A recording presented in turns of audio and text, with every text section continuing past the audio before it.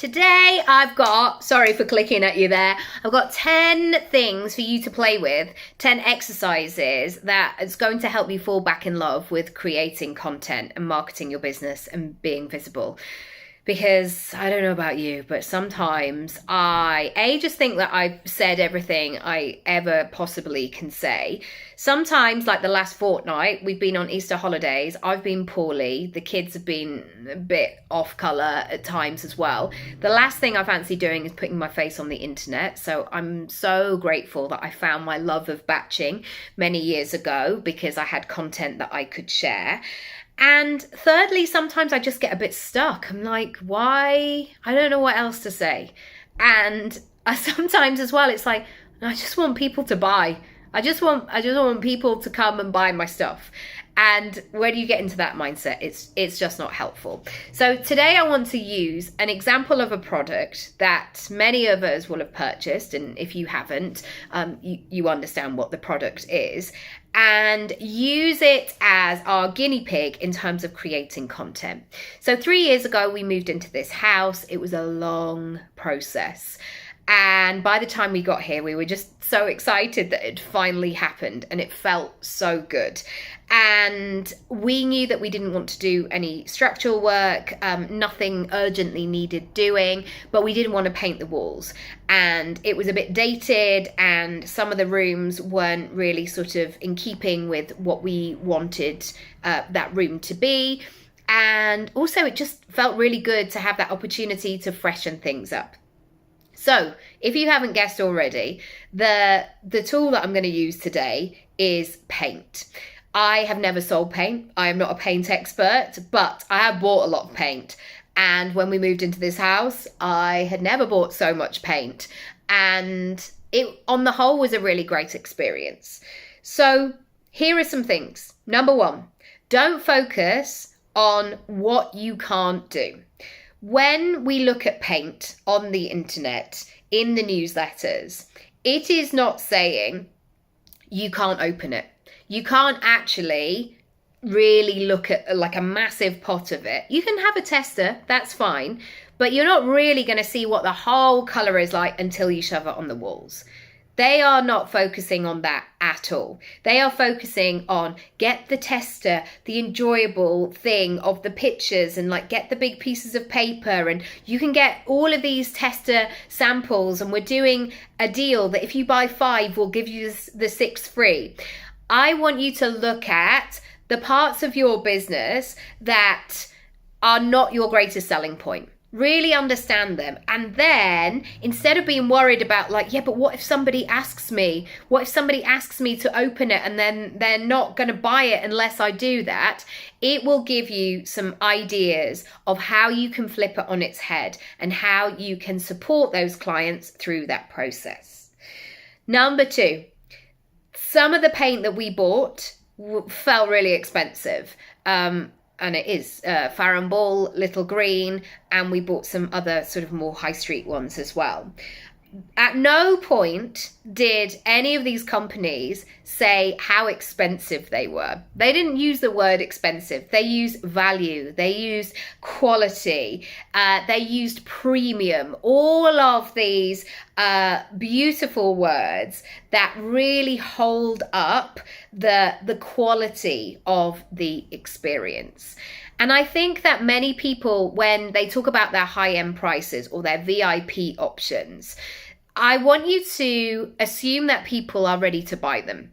And I think that sometimes because of money blocks, money mindset, stories we tell ourselves, we feel like we have to discount or underplay them the whole time because we don't want to leave anybody out.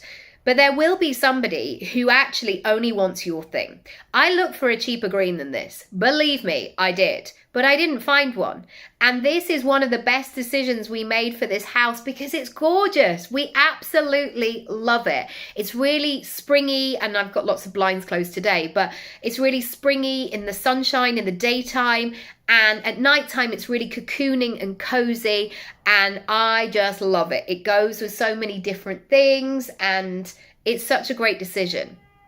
And because I know it was a great decision, I don't have any like, oh gosh, that was really expensive.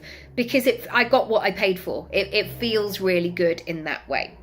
Number 3, I want you, even if you are an online business, to have a sense of being personal, having maybe a in-person experience. So I do this in terms of selling online, so I don't have a physical space, but I always have a way that you can contact me if you want to speak further. So you can book a strategy call, you can book a discovery call, and we can go from there. So you don't have to make a decision based on my website and just go, okay, so I'm just going to pay for 100 days, which is like £4,000, having not spoken to her.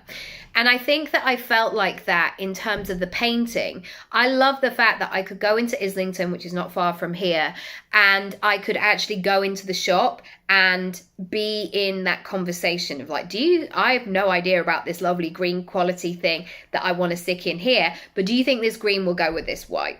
And I could have that conversation. So make sure that there are those 2 different parts of your business. Great, you've got an online place, but make sure it's talking in a personal way as well. Also, if you've ever got a complaint about a business, there's nothing worse when you can't get in contact with somebody, or they go, thanks so much for your email, we'll get back to you in 15 working days. And you think, I don't want you to do that. I want to know now. I want to answer my question now. I'm not saying, it sounds very dramatic when I say it. Which leads me on to number 4.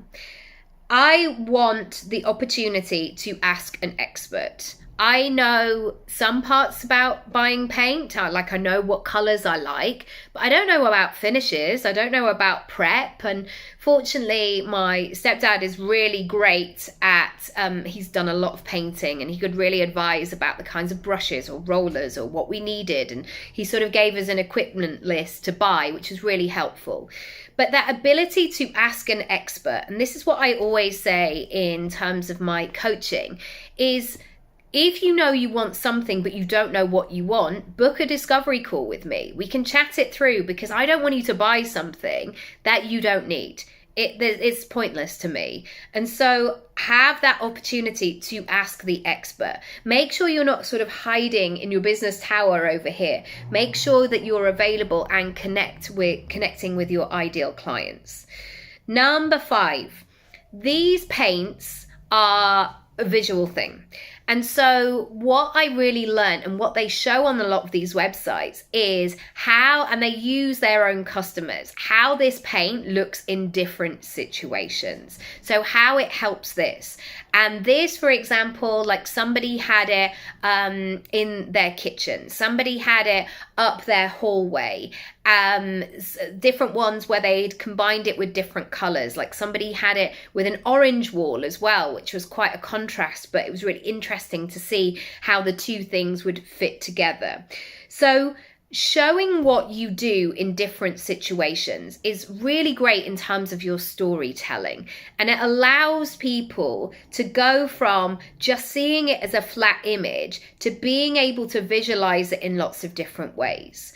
And so I want you to do this in terms of the success that you've had with your clients and your customers so far, and then say, this is the kind of person that I help this with. And you can just use it in your storytelling. I'm sure you've got loads of ideas, but just think about the different situations. Also, go on paint websites and see how people talk about it and share their different images of the same paint in different rooms. Next, in situation. So I love one of these, I've got one over there, one of those big kind of pull out things where you get like a postage stamp of the colour. That's great because you can see the contrast of like, oh, that green is slightly different to that green. And yes, we do want more of a sort of coppery green rather than a turquoise green. However, I like to be able to see something in situations. And this is, again, part of your storytelling. When I work with people one-on-one, I'm not the sort of person who just takes one solution that they're looking for and just looks at that. For example, if somebody comes to me and they say that they want to make more money, I will help them with their packages and offerings and services. But I will also be checking along the way alongside the logistics of, does this work? Is this going to work with your life? Is this something that you want to do? I will always have like my little spidey senses of, does this feel good to sell? Does this feel in alignment with your business goals? Does this feel in alignment with your life goals? Is it all talking to each other? Is it all working? Because you can have numbers on a spreadsheet that feel good, that look good, but unless you're feeling it, you're probably not going to sell it. And so I want you to think about your product and your service and really consider those objections, for example. So some people might be like, I really want to buy your course, but I'm short on time at the moment. So what you would do in terms of bringing that in the situation is say, it's lifetime access. The videos are 12 minutes long. So you could watch one whilst you're having a cup of tea in the morning. It's really digestible. It's really actionable. It's possible. You don't have to be on a sales call, not a sales call, like a accountability call 3 nights a week. You don't have to do that. So you really bring it all to life and help people to understand how that product could fit with them. The before and after. I love it. I love to see it. And sometimes when those reels go on for so long, I'm like, I know the walls are moldy. I know it doesn't look great. I know you had to take the thing and you filled 9 skips, but show me the after. I am ready. I want you to then go back into that storytelling. What was the before and after of all of those stories that people have shared with you from your products or your services? Where were they when they began? Where were they in the messy middle? We all have them. And how did they come out the other side? Share them. Don't assume that people know, and really bring that personal touch, especially if you're asking for client testimonials as well. Don't just invite people to say, yeah, I had a really lovely afternoon with Nicky. Great. My mum has a lovely afternoon with me when we watch telly together and have a cup of tea. That's not what this is. When somebody books a strategy session, I'm looking for that result, that solution, so I can share that point of view. Maximizing the experience. I think that subconsciously, so many of us are programmed to underplay ourselves, to just say, well, it's just this thing. I'm just doing this small thing. I haven't been doing it long, or whatever it might be, because I don't know. There's something in our subconscious. We don't want to be seen as a show off or too much or any of that. But I tell you what, you're the only person who can really back and support your product and your service. And if you're not giving it that energy, it's really difficult for other people to give that to you. So I want you to maximize that experience. I want you to feel excited. And if you have anything in your pricing menu or anything that you have for sale right now, and you're having that like, oh yeah, I've been doing that for a while, but I don't really enjoy doing it. Get rid of it. Take it off. I know the temptation can be like, well, I'll just keep it just in case anybody wants to buy it. It's not worth your energy. It's not worth the capacity that it is taking up. So really think about where you can put your energy. Also with something like Farrow & Ball, for example, they do paint and they do wallpaper, and I think that's it. They're just going all in on that. I don't need a carpet from them. I don't need wall hangings. I don't need different flavors of sandwiches, because they don't do that. They're just doing their own thing. And I think that sometimes it's easier in terms of really claiming that for yourself, in terms of everything, the logistics, the admin, how you're doing things, and also for the customer experience. 2 more things. Ask what other clients love. Why did they choose you? What was their situation?